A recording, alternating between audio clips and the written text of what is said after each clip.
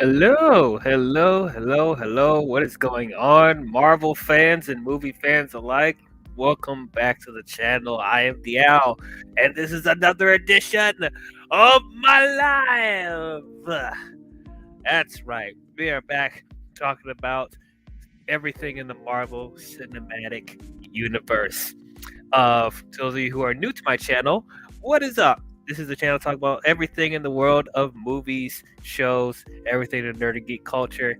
So if you enjoy my content, you love to hear my takes on things, I strongly encourage you guys, please leave that like, and subscribe to the channel, especially for you guys that have been watching a good amount of my videos and you have not subscribed already. What is going on with you guys? Please subscribe. It really would help me out, help a brother out. Leave a like and subscribe to the channel if you enjoy what I do. But anyway, what are we talking about today? You saw the title. Today we are going to be talking about the new Marvel Studios special that they aired on Disney Plus. We are going to be talking about the holiday special of Guardians of the Galaxy. I'm very excited to get into this. This is probably not going to be a long stream because the special is not really that long, so I don't think it's going to be uh, normally the 2 hour streams or an hour and 40 minutes that I normally do with them. But yeah, I just wanted to give you guys my take on it.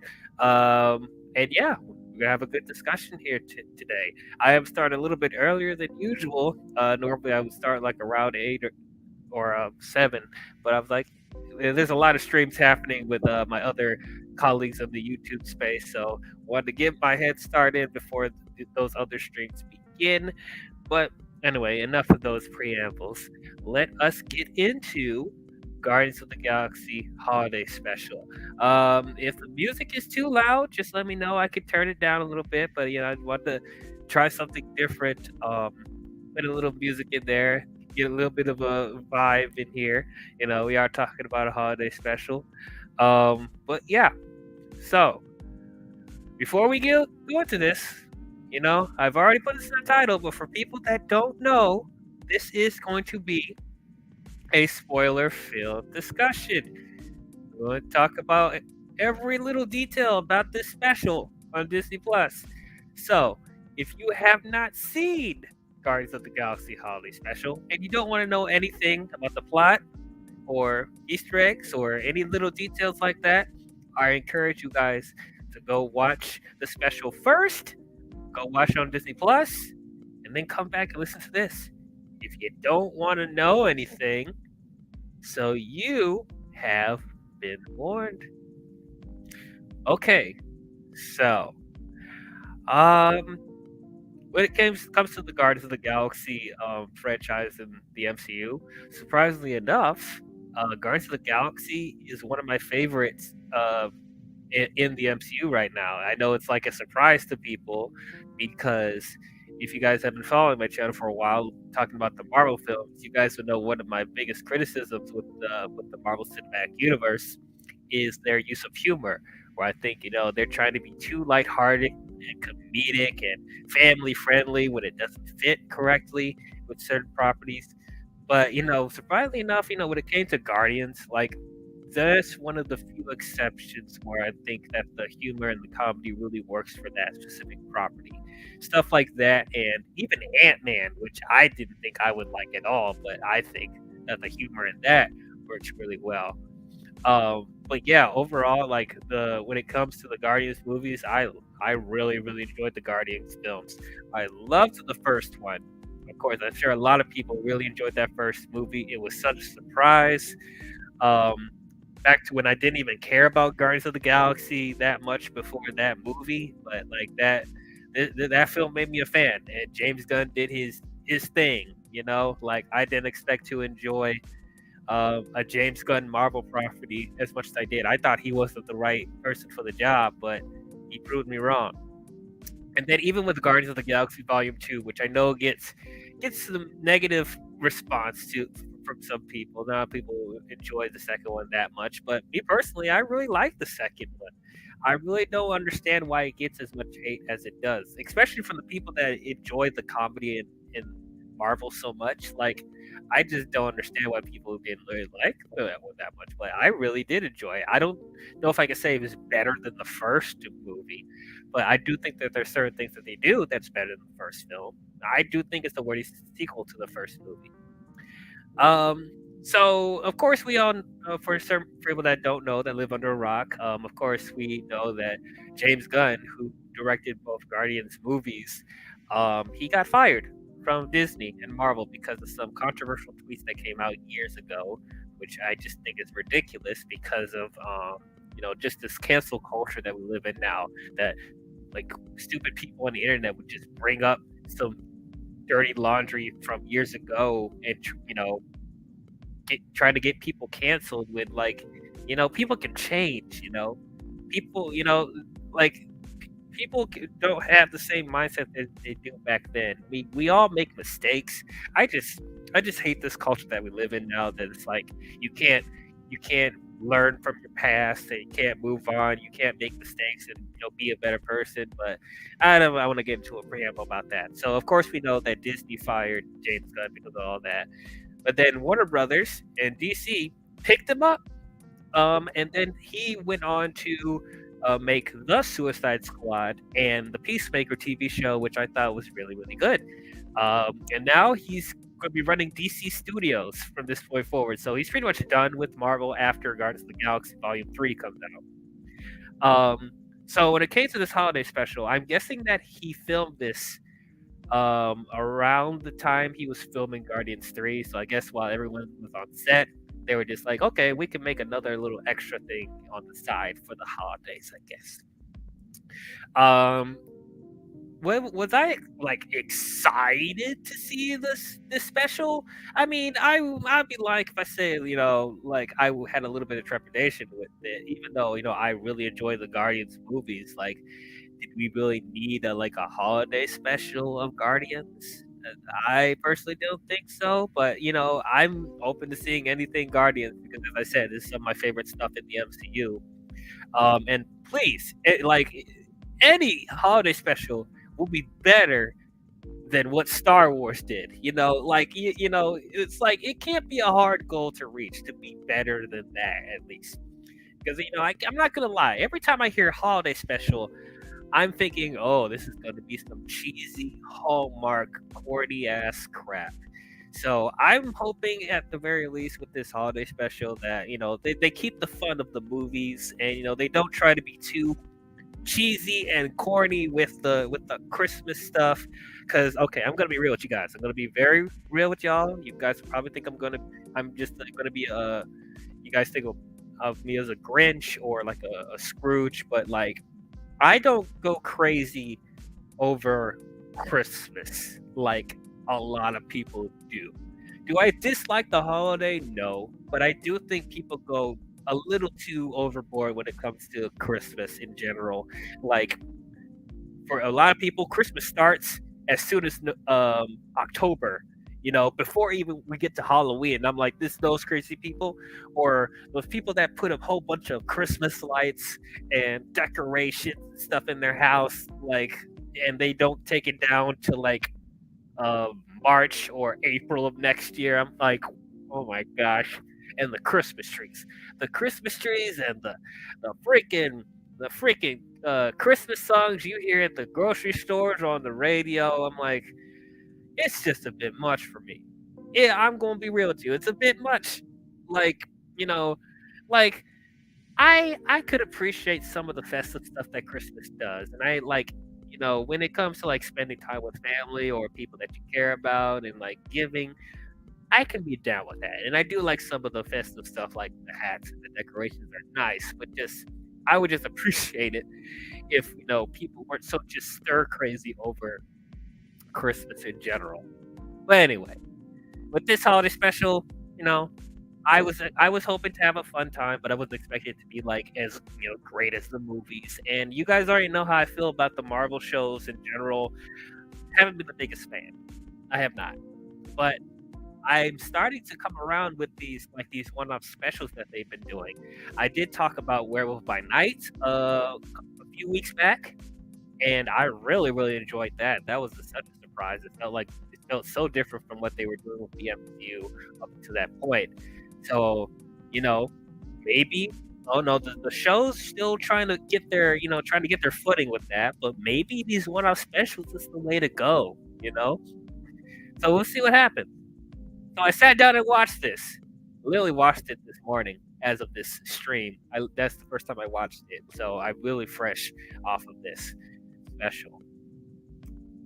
And man, I gotta say, I really, really enjoyed this.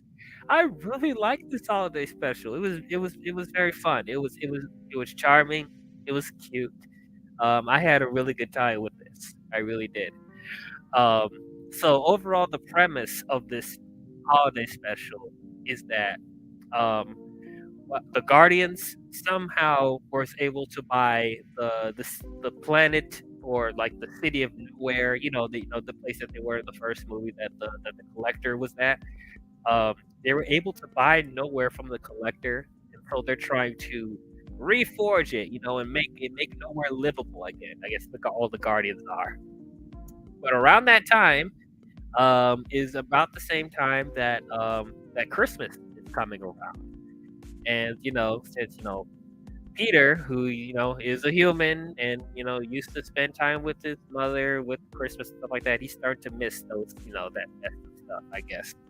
And so bringing in Mantis and Drax to give him the Christmas spirit again, and they want to give him a gift, a very special gift for Christmas to make him happy again. And another reason why they are doing this because Mantis has a little secret that he was keeping from everyone. She was keeping from everyone. I'm sorry, excuse me. She was keeping from everyone. And that is the fact that she is the half sister of Peter. So Ego was her father. I'm wow, like I would say I was completely shocked when they revealed that. I guess because it does kind of it would make sense because you've seen how Ego was getting around with all those different planets with all the different girls and procreating with all the different the girls that he's been with throughout the galaxy. It wouldn't be out of the realm of possibility that that he could help conceive Mantis, and I guess he ended up keeping her around because of her abilities and stuff like that. So, okay, I can buy that. That's interesting. So apparently she didn't want to tell him because he was worried that that would be a constant reminder of Ego, that he would if he knew that Mantis was his sister. So, okay, that's interesting. So to see where that dynamic goes. But so she feels bad for that. So Drax and Mantis decides the best gift that they can get for Quill is to literally bring Kevin Bacon to him, because Quill will be talking about Kevin Bacon all the time with the Guardians, like he's an actual like real life hero and warrior. When he's actually talking about how much he enjoys him in watching some of his favorite movies, like Footloose. Of course, he talks about Footloose all the time. But of course, Mantis and Drax thinking that he is actually a hero, they would think, oh, that's actually a perfect gift to get to Peter. So they literally Mantis and Drax goes to Earth to find Kevin Bacon and bring him to Peter. Which I mean, that is definitely that's some human trafficking right there, which they point out in the special. But yeah, that the whole thing with them going to Earth and searching for Kevin, I thought that was absolutely great. The chemistry between Mantis and Drax, I think, was absolutely awesome. I think these two were definitely the standouts, especially Mantis, because up until this point, we haven't really got that much development from Mantis as a character. But I'm glad in this special. We got to see a little bit more of her range. We got to see a little bit more of her personality, and seeing her work off of Drax so well. Yeah, I ended up I really liked Mantis a lot more now. Um, being part of the Guardians group, she was very very good. But yeah, like some of my favorite parts of when they were on Earth is like they go to this I think it was a cakewalk. Am I allowed to say that? Am I allowed to say that on YouTube? But they went to the alternate lifestyle bar, like the GAY bar, and like they're drinking and stuff like that, and like dancing on the dance floor and stuff like that. One of my favorite lines when one of the guys was like asking Drax to dance, and then Drax was like, dancing is for people that are pathetic, something like that. That was crazy. Um, and then seeing Mantis using more of her mind controlling powers when they're trying to search for Kevin. Like there was this one lady that was offering her a flyer to show them where Kevin Bacon actually lived, and like she ran out of money and stuff like that. And so she tells the lady to give her the flyer and then give her all of her money. So like that stuff was pretty hilarious. And then when they actually get to Kevin Bacon's house and they're breaking the entry, like there's some funny antics, like Drax throwing her over the gate of Kevin Bacon's house and stuff like that. And then they actually storm into Kevin Bacon's house and tries to capture him, and then Kevin Bacon's running away, trying to call the authorities. There was this one like insane part where Mantis was jumping around the house like an actual mantis. That was creepy, but at the same time, I thought it was hilarious. Just I just gotta say, like, I'm surprised that Kevin Bacon was able. What they actually were able to get Kevin Bacon to do this. I'm just shocked for all the big actors that they're getting for the Marvel Cinematic Universe. Like I'm just shocked they were able to get so much talent for this. And like it was perfect they were able to get Kevin Bacon of all people because of how integral he is to Peter's development. So it was great that they were able to get Kevin Bacon to do this, and you could tell he was having fun too. Like I thought all of that was absolutely great. But yeah, as far as like the rest of the Guardians, I mean, there's not too much to say about the rest of the Guardians because like the main they focus mainly on Mantis and Drax, but I thought the other Guardians were good. It was nice to see Nebula again, and just like seeing her progression as a character. Like she's gotten a little bit more friendly, a little bit more understanding.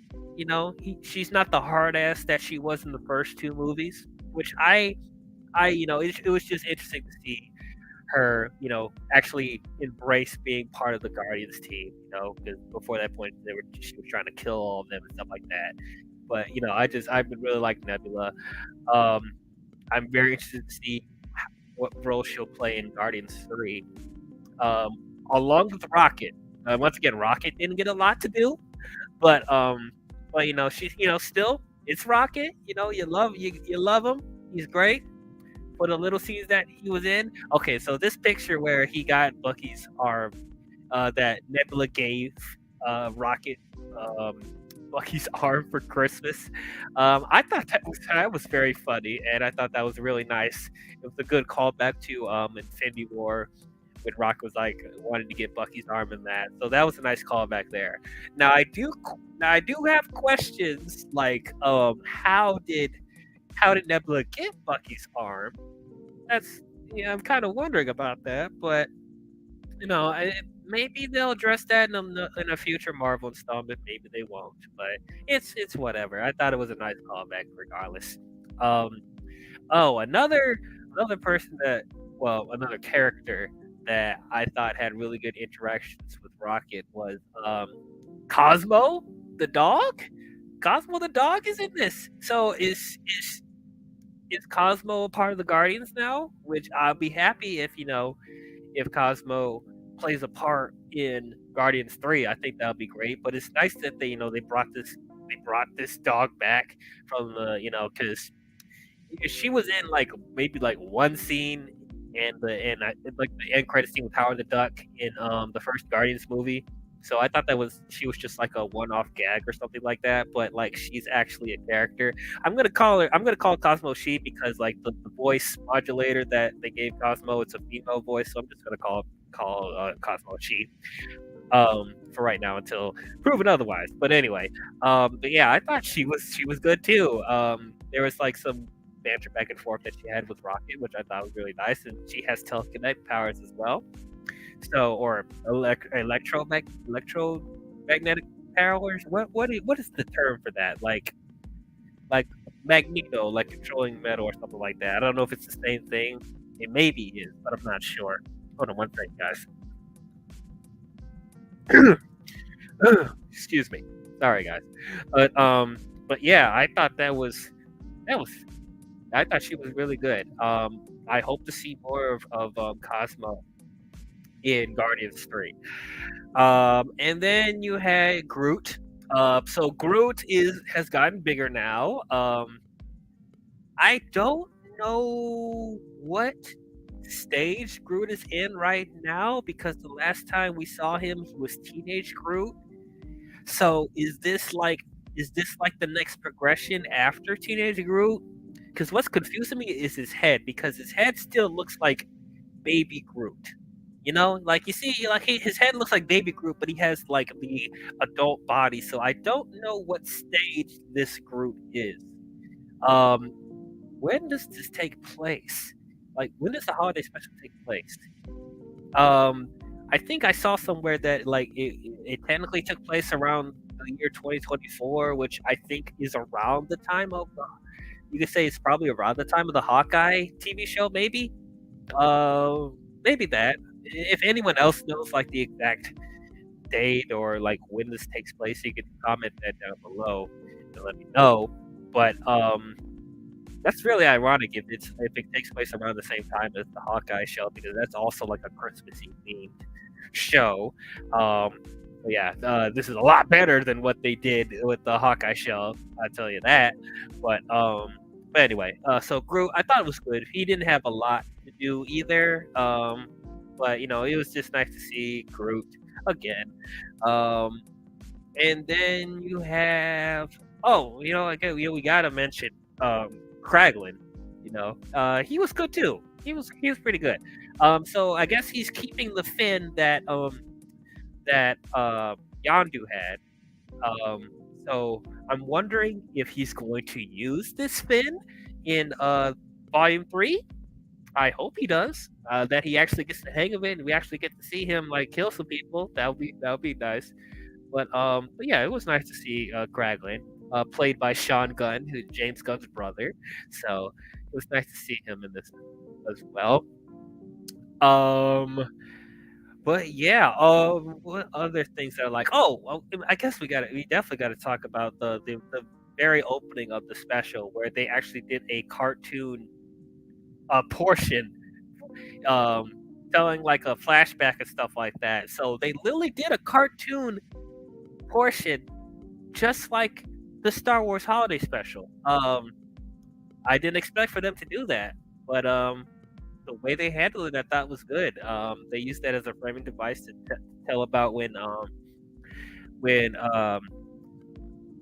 I'm sorry, Quill, when Peter was a kid and he was trying to first introduce the Christmas to the Ravagers, and of course, Yondu, being the hard ass that he was like, hey, no Christmas. We don't accept gifts. We earn everything. If I see Christmas on this ship, I'm gonna make you clean out some crap, whatever. Like what Yondu doing is his grumpy thing. So I thought that was nice how they told the story, and of course at the end you see that Yondu starts to come around to it because like he sees the gift that Peter was going to give to him, and it was one of those little toys that he likes to have, and then in return, Yondu ends up giving Quill his two blasters that he has. So I thought that was a nice little thing there, and it was nice that they were able to incorporate Yondu into the story after he passed away. So that was all I thought was really nice.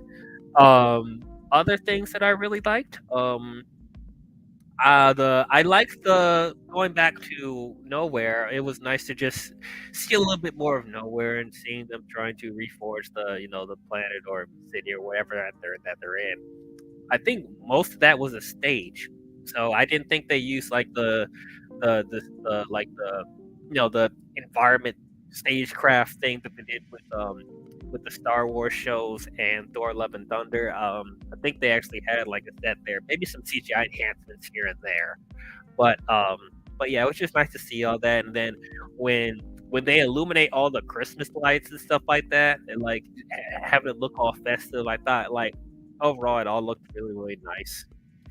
Another thing I thought was really really funny was there was like this band in there, and they were playing the song, trying to interpret what they think Christmas is, and that ended up being like the opening titles of the special, which I thought that was a really nice touch.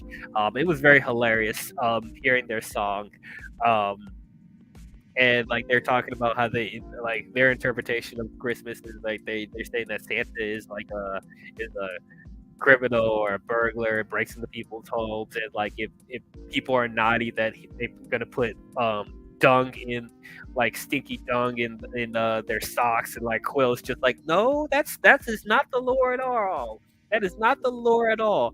And then they're talking about how the elves are like going to revolt against Santa, and like what did they say? They were gonna stab him in the eye or something like that. Like that, I thought all that stuff was pretty funny. And talking about he has a flamethrower, and Mrs. Claus working the pole. I'm like, this is a Marvel thing, right? This is a Disney property, and they're talking about stuff like that. Like, wow, I didn't think they would go that far, but yeah, I thought all that was pretty funny.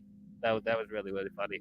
And then they end up playing a song with Kevin Bacon at the end, which I thought that was cool. That was really cool.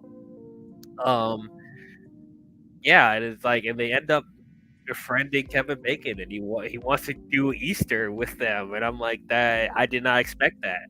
I didn't think Kevin Bacon would be like end up being friends with the Guardians at the end, which I thought that was pretty nuts. Um, I'm trying to think what else is there to talk about with this, because like I said, it's not very long. It's like the special was around 40 minutes long, and like there's not like a overarching story, like a grand story with this. It's pretty simple, which is actually something that I appreciate because, you know, as one of the other reasons why I like stuff like Guardians and Ant-Man are some of my favorite properties in the MCU is that, with the other Marvel properties, like they always have to have this end of the world stakes or like these big spectacles and disasters and stuff like that. But it's nice to see. And also another thing is that we are so far into the Marvel Cinematic Universe that like everything has to be interconnected, or everything has to set up to something in the future, like, and it's not like pertaining to the actual story at hand. It's nice that certain properties like Ant-Man and Guardians, I'll even put, well, what Spider-Man was supposed to be, but like it's nice to see like lower stakes Marvel stuff that's a little bit more intimate. It's not end of the world stuff for the most part. I mean, of course you have like those big threats, of course, but like it's not like a big ensemble thing. I like seeing more simple stuff now because like everything just seems so overcomplicated with the Marvel stuff as of late. And it's just nice to see good humor in Marvel and stuff that doesn't feel forced, you know. Um, and I feel like with this holiday special, it felt pretty consistent quality wise with the movies, even though it's not that long and it's not that big. But like it does feel it. I do feel like this is necessary viewing for people that love the Guardians movies. I think it's a nice little thing they add to their lore, I guess.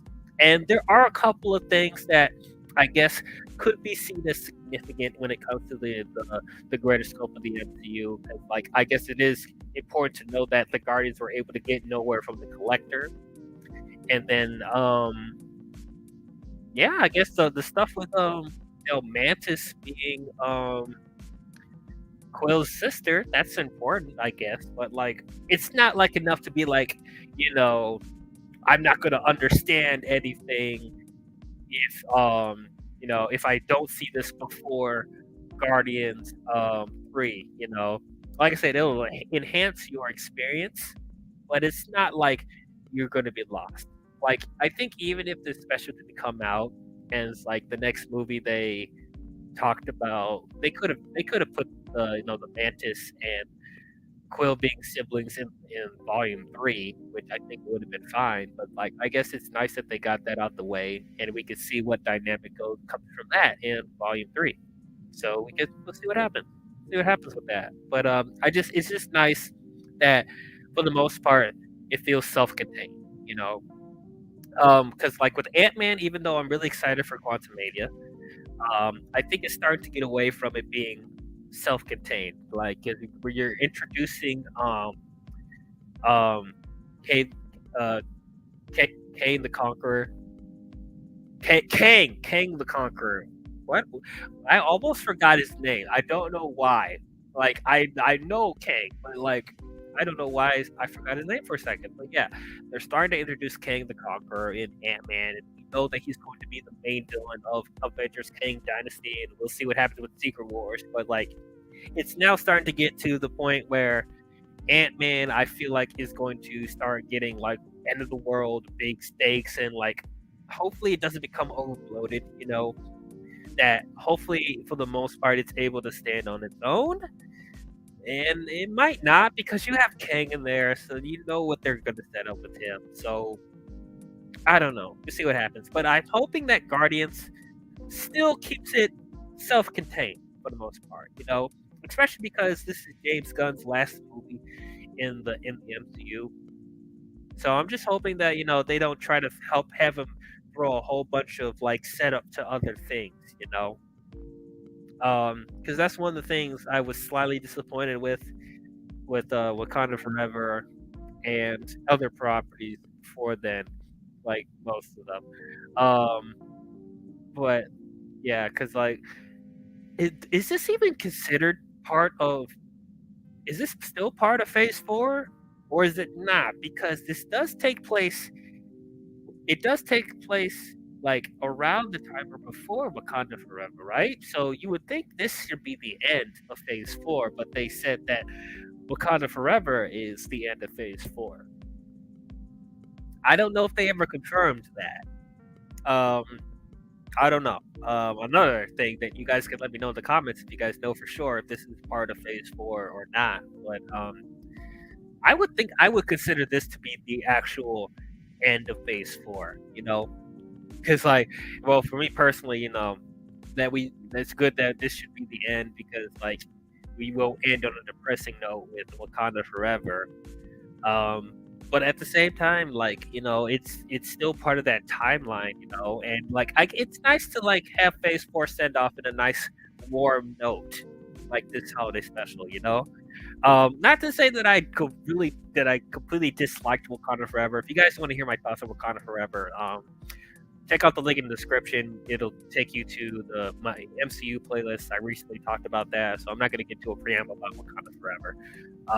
It's a very well made film for the most part, but like I said, the creative decisions they've made in this, I didn't agree with all of them, and I just wish they didn't kill off T'Challa. But that's the whole other thing. So I think I would consider this to be the end of Phase 4 with the holiday special, because it's a nice little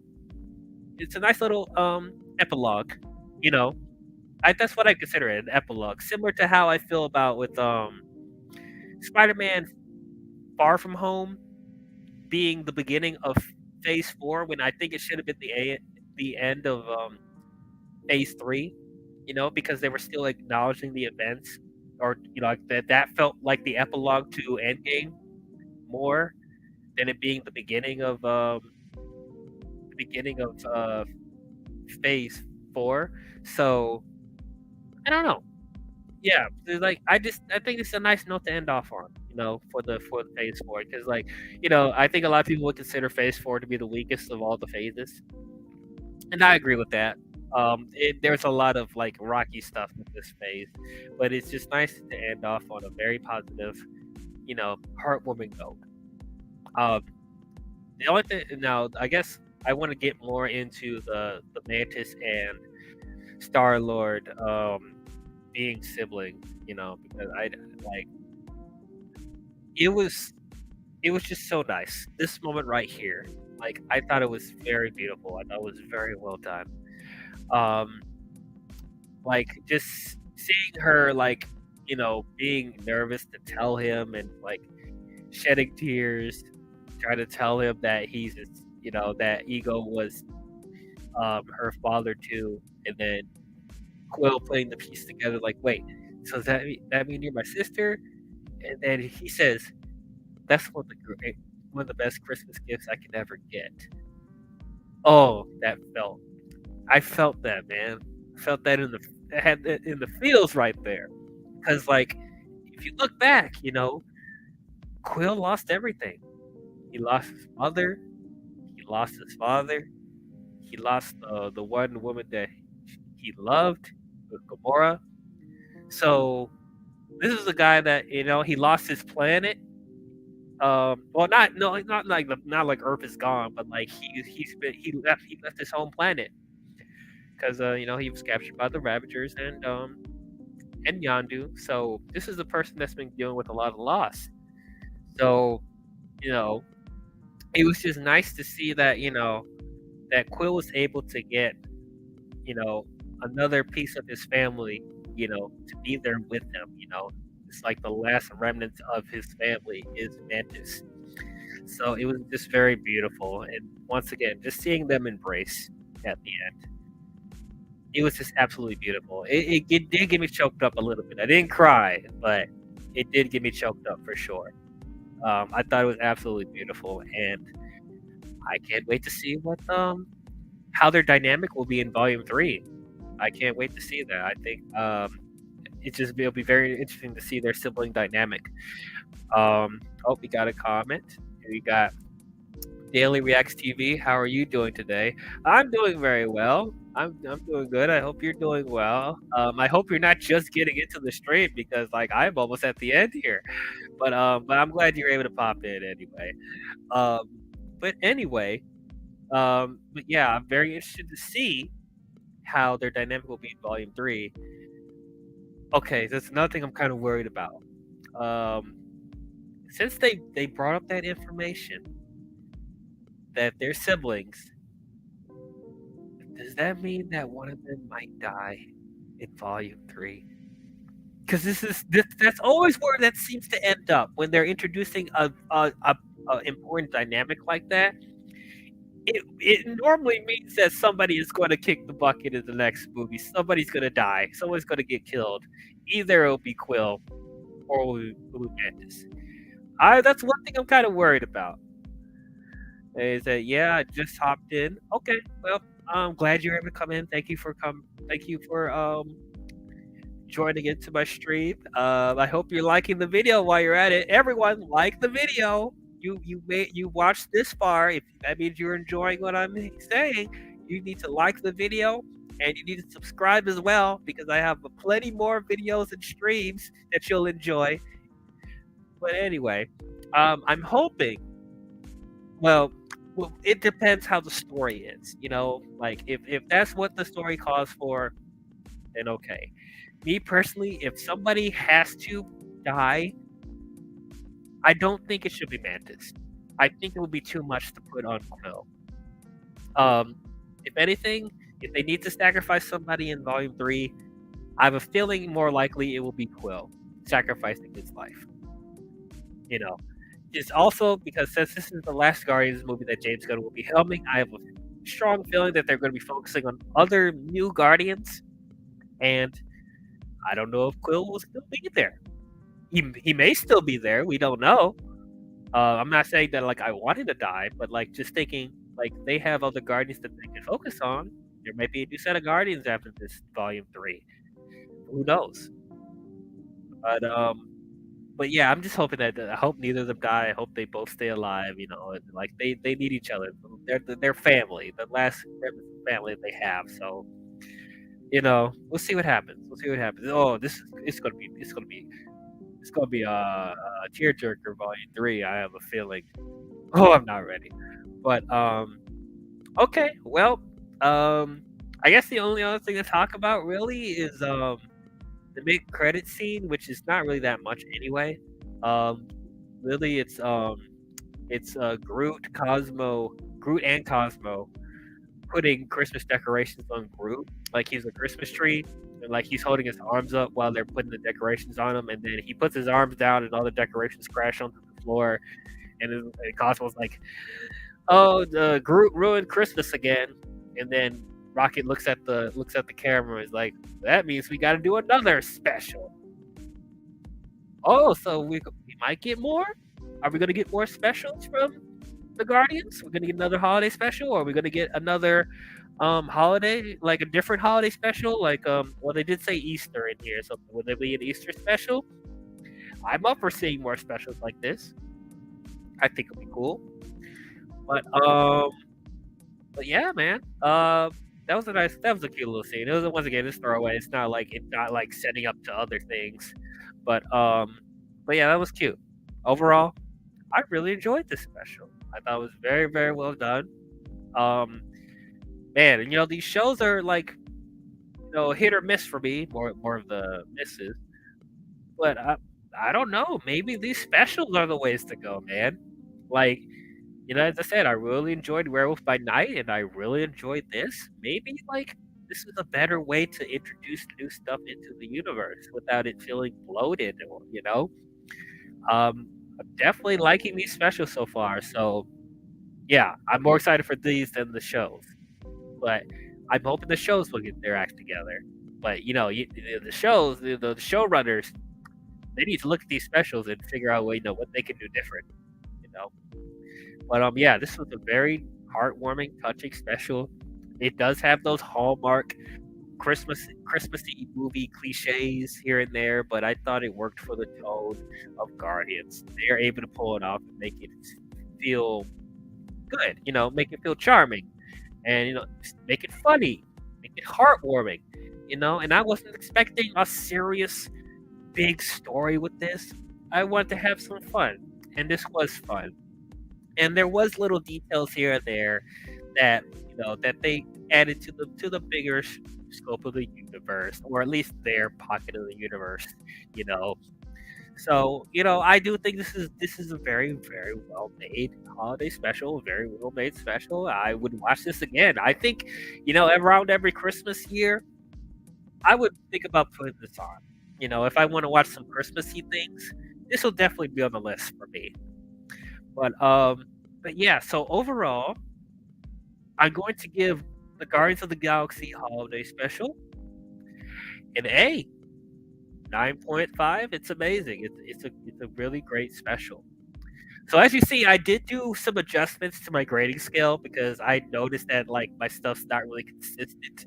Like I like there's a time I had A as a 10 and I had perfect as a 10, which doesn't make sense scale wise. So I put some 0.5s in there to make it look a little bit more consistent with the A grades and the perfect, amazing, great, good, bad, awful stuff. So I did slight adjustments there. So hopefully, the grade scale I have going forward will make a little bit more sense to people. So I did add some 0.5s in here to make it more consistent. But yeah, overall, Guardians of the Galaxy Holiday Special does get an A from me. It's a 9.5. It's amazing. It's not. I wouldn't say it's like the perfect. It's not like the best thing I've seen in the MCU, but like it's one of the better things of Phase 4 for sure. But yeah, those are my thoughts on the Guardians of the Galaxy Holiday Special. Tell me, what did you guys think about it? Did you guys love it? Did you guys hate it? Did you guys think it was okay? Comment your thoughts down below and let me know. So yeah, that is the last installment of Phase 4, the last Marvel property we're gonna see this year. So yeah, the next Marvel installment I guess we'll be talking about is Ant-Man and the Wasp: Quantumania. Comes out next year in February, my birthday month. So yeah, tune into that when I talk about it. But yeah, if you guys enjoy this stream, please, please don't leave this stream without leaving a like. And if you enjoyed this stream, you've enjoyed at least 3 or more of my videos, and you have not subscribed already, what's going on? What's the problem? Why are you so hesitant? Come on, man.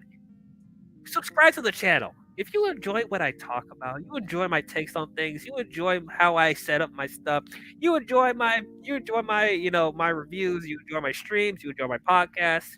If you have not subscribed already, please subscribe. It would mean a lot to me.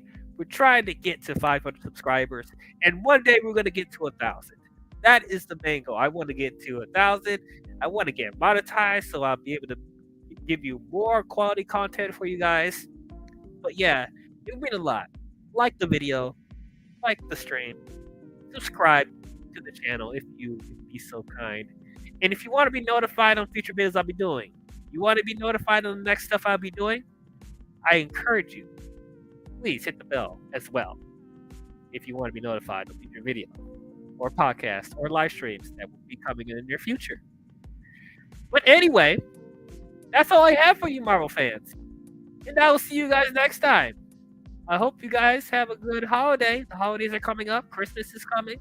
I hope you guys enjoy your Kwanzas, your Hanukkahs, your Christmases, all your happy Hanukkah Kwanzas, as I like to say, to mix all three together for people that celebrate different holidays. Happy Hanukkah Kwanzas to everyone. There will be more videos I will try to pull up before the end of the year. But yeah, hope you guys have a good holiday, and I will see you guys next time. Talk to you guys later. Bye-bye.